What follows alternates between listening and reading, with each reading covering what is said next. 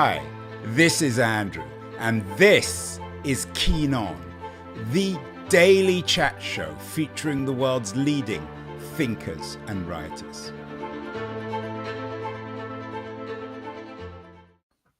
Hello, everybody. Saturday, May 25th, 2024. A couple of days ago, China launched military drills around Taiwan, according at least to the New York Times, as a punishment for the Taiwanese. They've ended their war games. However, some people believe, at least according to CNN, that these military drills encircling Taiwan are designed to test its ability, the Chinese ability to seize power. It's of great concern, of course, for everybody, the United States, China, Taiwan. And one man who's been following the growing conflict in Taiwan with great detail is my guest today, Sulmaan Wasif Khan. He teaches at the Fletcher School at Tufts University. He wrote one very good book on China called Haunted by Crisis, and he has a new book out, The Struggle for Taiwan, A History of America, China, and the island caught in between. It is indeed, for those watching, an island caught in between, right off the coast of China. Sulmaan is joining us from Connecticut. Sulmaan, before we deal with the current crisis, perhaps you can give us some background. Not everyone is familiar with the history of Taiwan. That'd be great. That's partly why I wrote the book. So you're talking about an island about 100 miles off the coast of China, which for much of its history was not a part of China. That's something that's worth getting out, not just because people in Beijing maintain that Taiwan has always been a part of China, but because the misconception arises abroad very often that Taiwan is a Chinese democracy and that the separation is fairly recent. That's not quite correct. Once upon a time in the pre-modern era, you're talking about a place that was kind of a maritime way station, if you will. If you happened to be sailing from Southeast Asia to East Asia, that was somewhere you would stop. So who lived there?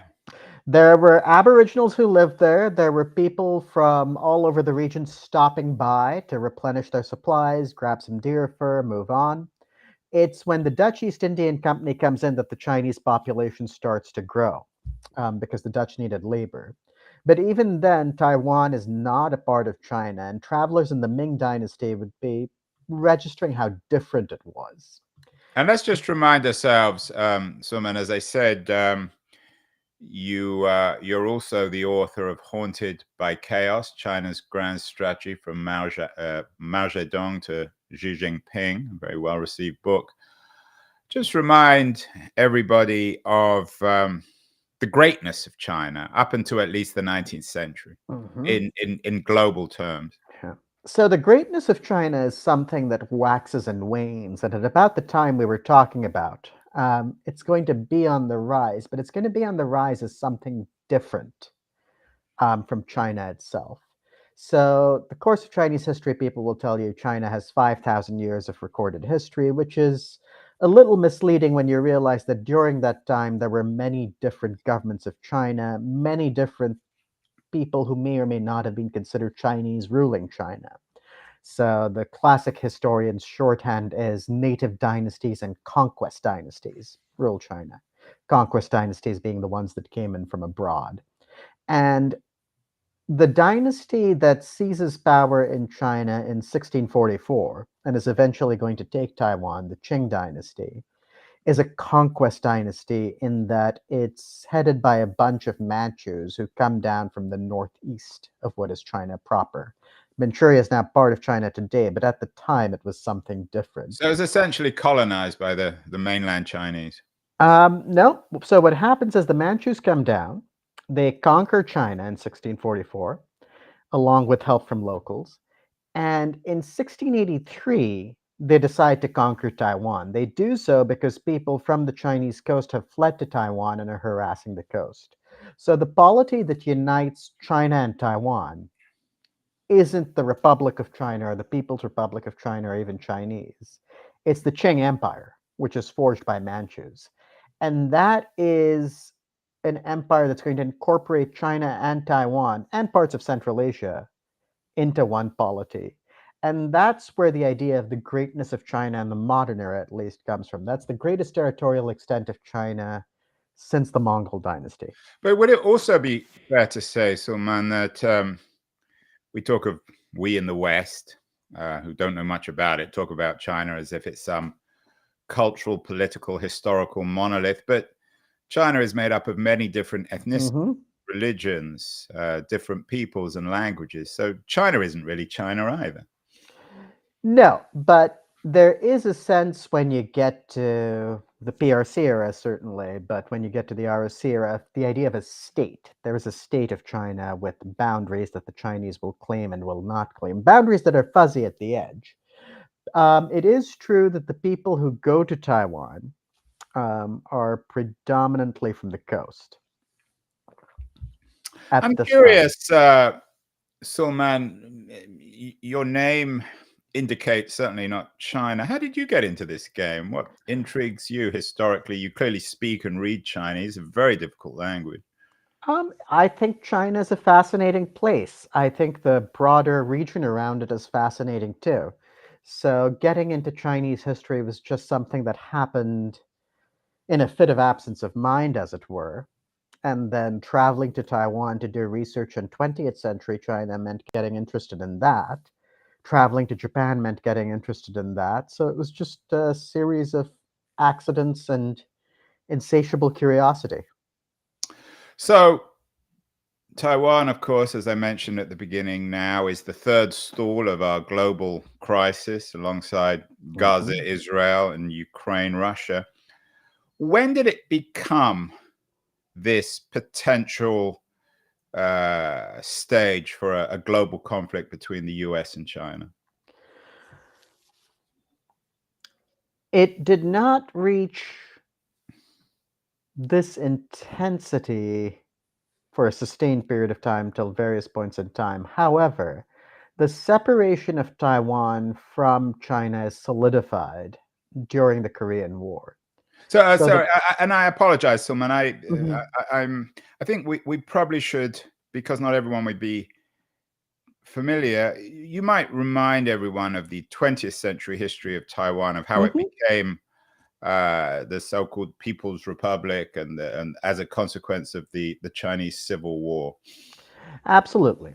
So the Qing dynasty, which I had mentioned, crumbles and falls as dynasties tend to, and one of the bits that leads to the crumble and fall is defeat to Imperial Japan in the War of 1894-5. And the Treaty of Shimonoseki, which ends that war, cedes Taiwan to Japan in perpetuity.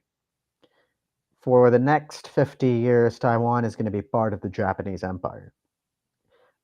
The coming of World War II means that the Allies decide that Taiwan is going to be quote unquote restored to the Republic of China. That's the Cairo Declaration of 1943.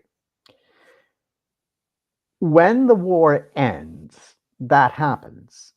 And Chiang Kai shek, who was one of the great allies FDR had during World War II, proceeds to run a police state over there. So, and Chiang Kai shek is a sort of an example, perhaps, what of a neo-authoritarian? Oh, I would just drop the neo and say authoritarian straight out. He was an So, incredibly nasty man who ran a police state with extreme brutality. so a Putin-style character. Found inspiration in fascist ideas. If you read China's Destiny, it lays out the justifications for authoritarianism very clearly. But where things go wrong for him is during the Chinese Civil War. Bit by bit, he loses ground to the Chinese Communist Party, which forms the People's Republic of China, and in 1949 is beaten back to the island of Taiwan, which is the last bastion he holds on to. For the rest of his life, he's going to sit on this island and dream of taking back all of China, which he still claims to rule. Now, the betting money in late 49, early 1950 would have been that sooner or later, the communists were going to take Taiwan too. And there was no reason that the United States felt it had to interfere. So the Americans, it wasn't strategically from the Americans' point of view, at least after the Chinese Civil War, it wasn't critical to the US. No, there's people arguing back and forth. There are a handful of people, notably George Kennan, saying if you want to deny it to Chinese communism, you're going to have self-determination there instead of leaving it to the nationalists. But when the Americans calculate where their defensive perimeter lies, which Dean Acheson wisely or unwisely gives out in his speech at the Overseas Press Club, at the National Press Club, the notion is that the Korean Peninsula and and Taiwan are not points the United States wants to defend. The eruption of the Korean War causes a fit of panic, which leads to American intervention in Korea, but also leads to Truman sending the Seventh Fleet to the Taiwan Strait to neutralize the strait. So, in other words, he's going to prevent attacks by communists on the nationalists, but also by the nationalists, that's the party headed by Chiang Kai shek, on China proper, because he does not want a crisis breaking out. That is, so you were asking, where does it become a global flashpoint? It's at this point, really, that you're talking about war forging the separation of Taiwan from China and conflict breaking out. So let's summarize here. Taiwan, without much connection culturally, politically, militarily as an island with China, was actually colonized by the Japanese. Then Chiang Kai-shek lost the Chinese Civil War, retreated to Taiwan. Let's just remind ourselves of the kind of state he established. You mentioned that he was a nasty piece of work, a right-wing authoritarian, or certainly an authoritarian. Was the state he established in Taiwan particularly authoritarian, particularly brutal? The state he established in Taiwan incarcerated and executed anybody he suspected of opposing the government, which was a lot of people at the time. The spy chief is his son, Jiang Jingwo, who's learned all there is to learn about authoritarianism in Moscow. And the other thing he does that's very interesting is he declares that his government is going to last unre-elected rather, till such time as situation with the mainland is resolved. Martial law and temporary provisions last for the next few decades, keeping him in power. So it's as authoritarian as it gets. It's also settler colonialism. The people who come over from China are seen as different by locals, and it's a divide that arguably exists in Taiwanese politics to this day. Although it's worth reminding everyone, of course, that China itself under Mao was hardly Cambridge, Massachusetts. China itself under Mao was hardly Cambridge, Massachusetts. That is absolutely correct. But calling Chiang Kai shek's China free China, as the United States did, and some people continue to do, is just a gigantic misunderstanding of how that state actually functioned. But it was part of Cold War rhetoric. It suited the Americans. Presumably, it suited Chiang Kai-shek and the Taiwanese who supported him. They grew. They became more important than they actually were. Is that fair? It suited Chiang Kai shek, and it's what explains his survival as a leader and as a leader of a state. Did it suit the Americans? The Americans seem to be working on autopilot. Eisenhower, who finds himself dragged into a defense treaty with the Republic of China, actually remarks about the difficulty of carrying on policy when we are, quote, in the hands of a fellow who has nothing left to lose. So there's kind of a grudging, we're stuck with it dimension to American feelings towards Chiang Kai shek. Did it suit American interests? Arguably not, because it keeps the United States from recognizing and coming to a modus vivendi with the PRC, which quite a few people wanted to do, but was politically unfeasible. It takes Nixon and Kissinger to come along and actually cut that knot once and for all. And then when, I want to take a break in a second to get to the contemporary crisis, but when did Taiwan become this, I guess, sort of neo-Chinese version of Singapore, a highly innovative place, a place of great technological wealth and potentially even a democracy? What were the critical moments between the death of Chiang Kai-shek and the emergence of a modern Taiwan? Several critical moments. Death of Chiang Kai-shek opens up the way for When his was that, the death of Chiang Kai-shek? 75. And what happens is his son takes power, and his son is kind of the Nikita Khrushchev of Taiwan, if you would. Wants free and fair elections, doesn't want them to be too free and fair, wants to hear what the opposition has to say, doesn't want to hear it if it's something he doesn't want to know about. But bit by bit, there's space for people to protest, to do things that once upon a time they would not have done. The key change, however, comes when Lee Teng-hui comes to power in the 90s. Lee Teng-hui is native Taiwanese, didn't come over from the mainland. And he decides that he's going to force all these aging people from the KMT who have insisted that they rule not just Taiwan, but the Republic of China, holding portfolios for Sichuan, for Yunnan, for places that they've never ruled really. And he says, you're all going to retire. Bullies, bribes, coaxes them into retirement. And then says, we're going to have free and fair elections. And my own office, the office of the presidency, is going to be up for free and fair election in 1996. That to me is the moment when you say, okay, a democracy is born. We're speaking with Sulmaan Wasif Khan, the author of The Struggle for Taiwan, and teaches at the Fletcher School at Tufts University. Has an important new book out, particularly given the crisis in Taiwan, The Struggle for Taiwan, A History of America, China, and the Island Caught Between. After the break, we'll talk specifically about the current crisis. But before so, I want to thank our friends at Liberty, who bring us a quarterly of culture and politics, who bring us great guests like Sulmaan Wasif Khan. We're going to run a short feature on liberties. And then we'll be back to talk about the current crisis in Taiwan with Sulmaan Wasif Khan. So don't go away, anyone. The noise, there is nuance, insight. Liberties is not just a journal of ideas, it's a meteor of intelligent substance. It's the place to be for engaged citizens. Politics, opinion, substance. Liberties is a triumph for freedom of thought. A quarterly of urgency, of cultural exploration, of intellectual delight, of immaculate prose. It's invaluable. Subscribe now or find Liberties at your favorite bookseller.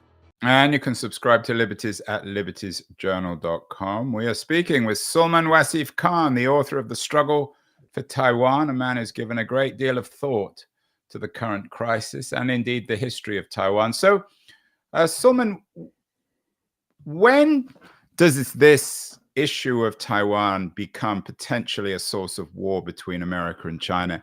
Is there a great change in China itself? We've done many shows with liberals like Orville Schell on Xi Jinping and his authoritarianism. Was the current crisis caused by the change in global outlook in Beijing, or is that just an American way of looking at it? I think there are several factors that lead to the current crisis. One thing I'll point out is that we have been in crisis mode at several points before. We talked about the Korean War. China and the US are at war then. There are crises in 1954 to 5 and 1958 where we're considering the use of nuclear weapons. 1995 to 6, there's another Taiwan Straits crisis. So this has waxed and waned in danger levels. The current predicament comes out of three things. First of all, the advent of Xi Jinping. You noted that, where there's more hustle and more bustle and more muscle to his policy than would have been the case under his predecessor. There was the advent of Donald Trump and the Get Tough on China bipartisan consensus that he forged, where the United States decided that China had been eating its lunch and that had to stop. And one of the ways of sticking it to China was to be nice to Taiwan. But the changes in Taiwan itself are worth noting too, where this notion of a possible unification with China gives way to a distinctive Taiwanese identity that brings into power the opposition party of long ago, the DPP, now in power, which has been seen as forging a more It has not come out outright and declared independence, but is seen by Beijing, is seen by others quite correctly as being more stubbornly against unification than traditional KMT leaders at least were. Now, the KMT's calculus on this has changed too over the years, and the notable thing about the most recent elections in Taiwan was that of all three candidates, none of them was advocating unification with China in a hurry. But that distinctive sense of identity has been asserting itself more and more. And in the context of this United States getting tough on China and China getting more and more belligerent, it's a cocktail that makes the place extremely volatile. Very unpleasant sounding cocktail. You wrote an interesting piece in Foreign Policy recently. China and the US are numb to the real risks of war. And in the piece, you noted a meeting between the then US Speaker of the House, Kevin McCarthy, and the Taiwanese president. I think it was at the, appropriately enough, perhaps Ronald Reagan Presidential Library in Southern California. Have the Republicans in particular, have they been flirting with the Taiwanese? Is there a bellicose anti-Chinese thinking now within not just the Republicans, but also perhaps the Democrats? This is probably the one issue in American politics right now where you will find a bipartisan consensus. McCarthy, of course, is meeting with Tsai, but Nancy Pelosi famously flew to Taiwan. There have been tons of Democrats coming out in favor of getting tough on China, too. Some very unlikely bedfellows. You wouldn't expect Elizabeth Warren and Marco Rubio to be on the same page. Yeah, and I mean, even Orville Schell, I'm sure you're Mhm. familiar with him and his work. He's given up. We had a guy on the show a year or two ago, Isaac Stonefish. I'm sure you're familiar with his argument. It's almost like a McCarthyism that American elites are somehow controlled by the Chinese. Is there a witch hunt now going on? Certainly amongst coastal elites, academics, suggesting that any sympathy with China means you're in the Chinese pocket. Well, I in wouldn't. the way of the Chinese. That's a great question. I'm not sure we're quite there yet. I think we could get there. So the McCarthy era, the original McCarthy era, actually gets a fair amount of space in my book because that was important in terms of paralyzing American policy towards China and drives out some of the And finest, Russia as well, of course. and the Soviet Union, yes, and drives out some of the finest foreign service officers the United States had. John Patton Davies, for example, instead of advising on China policy, is sitting in Peru making furniture, calling himself an unfrocked diplomat. Not because he had been sympathetic to China per se, but because he had said the communists would probably win the Civil War. Go figure. We are now at a point where, especially in policymaking circles, finding a window for advocating not a dovish position on China, but a reasonable one, has become harder. There is now this notion that getting tough on China is the way to go. Yeah, and you even have these, and in your foreign policy piece, which is a very chilling piece, that the Americans now, or some American military people, are thinking quite literally about a war with China over Taiwan. And the problem is that nobody has given much thought to what the long-term consequences of getting tough would be, what the objective of getting tough would be, and whether or not we're ready for what the costs might entail. Now, would it be fair to call you in this context somewhat of a dove? I think I started off as a China hawk when I started studying this back in 2005. I think I would now qualify as a China dove, and I don't think my position on China has changed all that much during the years. Are you in a minority then? In the scholarly community, there are other people who would say this is going too far. If you're talking about policymaking, the kind of view that I'm advocating for is probably not all that prevalent. And then what about the situation in Taiwan itself? As we speak, thousands of people are protesting in Taiwan. what's the general feeling in Taiwan about this growing crisis? So the protests right now, to my understanding, are triggered by moves in the legislature. So it's worth remembering that the DPP won the presidency in the elections earlier this year, lost control of the legislature, and the legislature has started passing laws without due consultation that are designed to improve, so they say, the supervisory capacity of the legislature over the executive. That is what has triggered the protests. The protests themselves are not anti-China per se, but there is the suspicion among the protesters, from what I've gathered. I'm not present in Taiwan right now, as you know, but there is the suspicion that the legislature's moves could undermine Taiwan's security vis-a-vis China. So, what are the alternatives? Americans perhaps have their eye off the ball, given what's happening in Ukraine and in Gaza.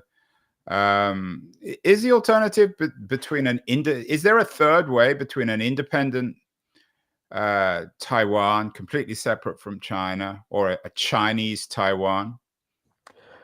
Well, the third way is somewhat what you have right now, where Taiwan has what you might think of as de facto independence.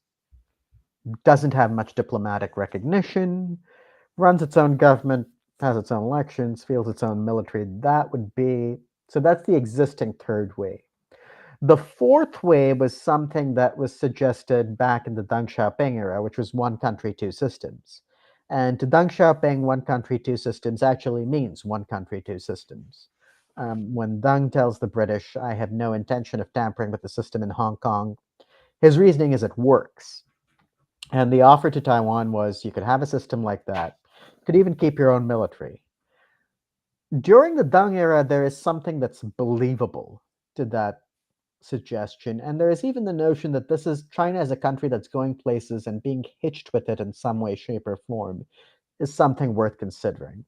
The advent of Xi Jinping and watching what's happened in Xinjiang, what's happened in Tibet, what's happened in Hong Kong, and even what's happening in China proper, which is a bit I think we tend to forget, that makes the one country, two systems model untenable. So Why? Because the Chinese system itself is in if not in crisis, in chaos. No, it's because the second system is something that's been shown to be a promise that can be easily broken. In other words, you vow not to tamper with Hong Kong's autonomy, and before you know it, you've tampered with Hong Kong's autonomy. You become more repressive within universities in China, within civil space in China. Tibet and Xinjiang turn into horrible, horrible concentration camps. So it becomes difficult to sustain the idea that a political future with China is something that Taiwan could have in a way that is enjoyable and compatible with its current democratic status. This was the referendum in the 2020 election, in effect. You want to be the next Hong Kong, vote for the KMT. You want to preserve what you have, vote for the DPP. That was the line, and it worked. If I'm putting myself in the shoes of a Taiwanese citizen, I couldn't imagine a reason why I would want to become part of China, given its political system and given the relative openness and prosperity, dynamism, democracy of Taiwan. Why would anyone in Taiwan want to become part of China? So there's reasonable and unreasonable motivations that you could think about. The unreasonable or ignoble one, rather, would be you get paid off. So you had that headline at the beginning about, is this going to be China seizing power in Taiwan? That's one thing. But the other way of doing it, of course, is to just bribe people to foment a coup d'etat. Much more easily Which done. would be very unpopular. But my point is that would be deeply unpopular in the same way as the Soviets organized coups d'etats in Hungary and Czechoslovakia after the Second World War. Isn't this a similar situation where nobody in Taiwan in their right mind would want to become part of China? Probably not, but there would be people who would be willing to sell out on those grounds. However, the other way of thinking of it is this something that is inevitable in some way? In other words, if the cost of holding on is war and destruction, is it better to surrender? That sounds a little bit like appeasement and giving in to the ideology of Xi Jinping. If you create the idea or illusion that it's inevitable, then But you asked me why a citizen might be motivated to do that, and okay. that's one thing I can see people calculating. The debate Is there a people sense there that this is inevitable, that in the very long run that China will reoccupy, if that's the right word, Taiwan, and there'll be just one country, China, Taiwan? I think most people don't think that far ahead, but what sharpened the debate was the events in Ukraine, where all of a sudden you had people being invaded, so it was shown that that could happen. And you also had, against what many of the pundits were predicting, Ukrainians fighting and putting up a very decent fight. And the conversation that provoked on Taiwan was, would we do the same? Is And there significant U.S. military bases in Taiwan? I mean, if the Chinese did invade, what would happen? the short answer is nobody has any idea But about are there what the United U.S. States would do. troops in Taiwan? There is US Taiwan military cooperation. There is a general sense right now that the US has the military will to do something about this. And one of the things I mentioned in the foreign policy piece was the number of ships and planes, US hardware in the region.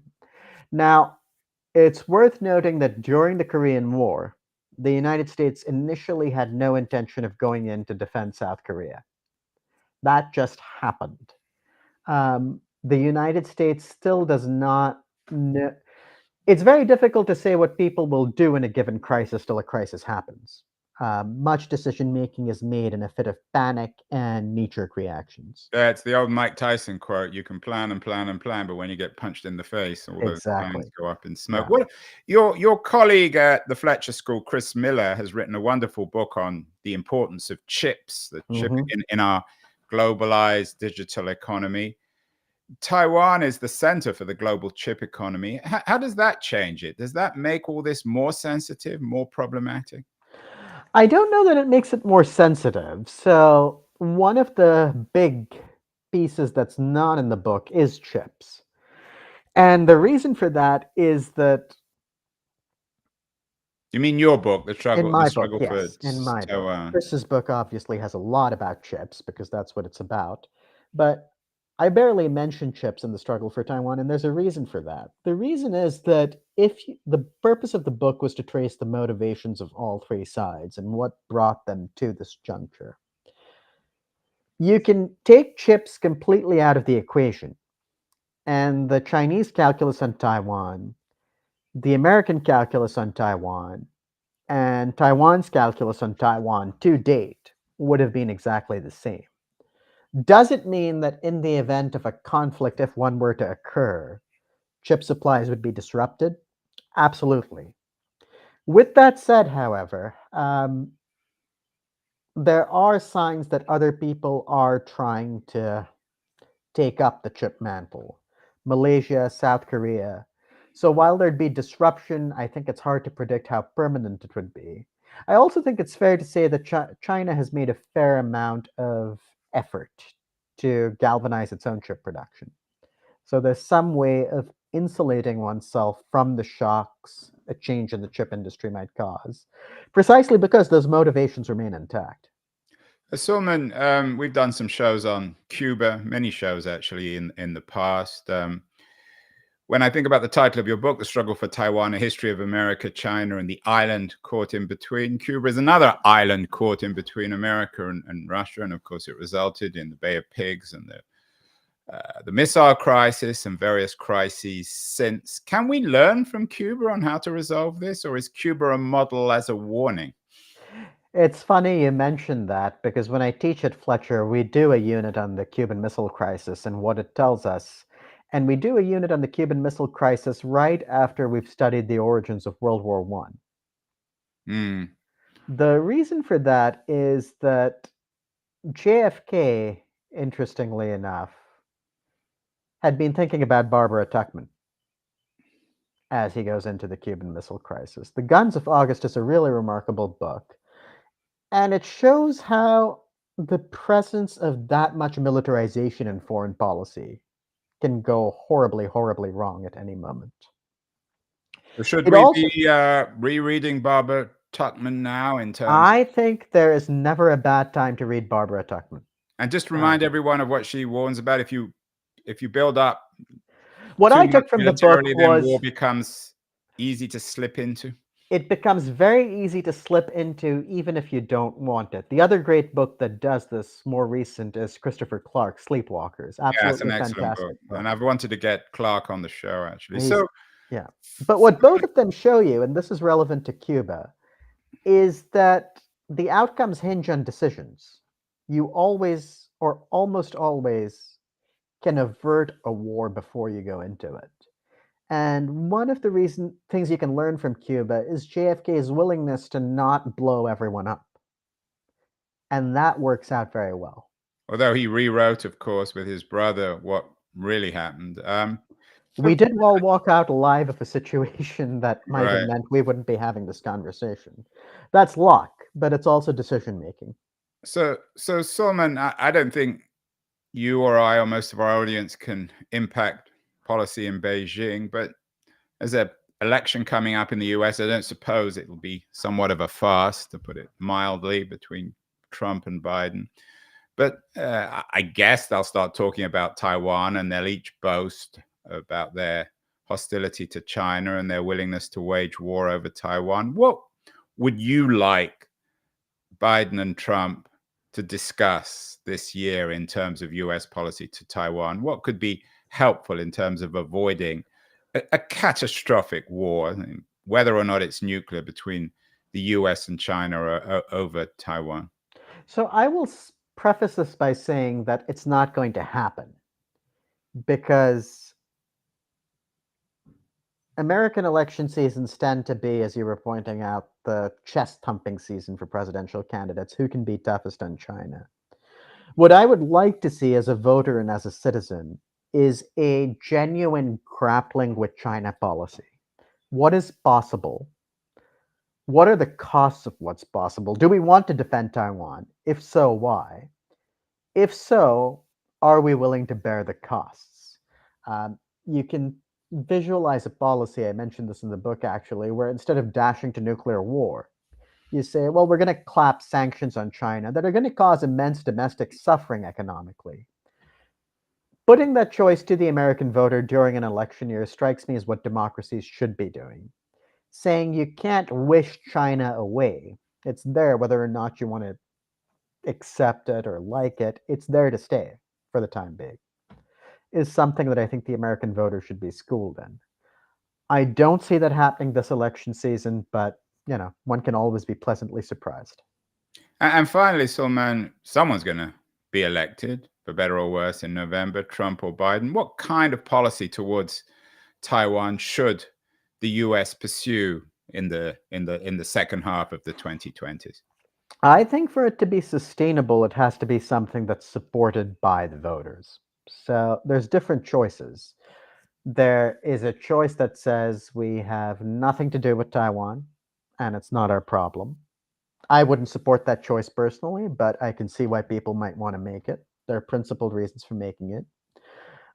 To my mind, Taiwan has worked too hard after the United States enabled a power-hungry dictator to run it into an incarceration camp. It's worked too hard to forge a democracy after that to be left out in the cold. And betraying it now would be a shame. So I would want to see a US policy that's geared towards asking China to hold off nicely, that's prepared to sustain the economic disruption that might come from making sure, in the event of a crisis, which one hopes doesn't come, that a Chinese threat to Taiwan can be answered with sufficient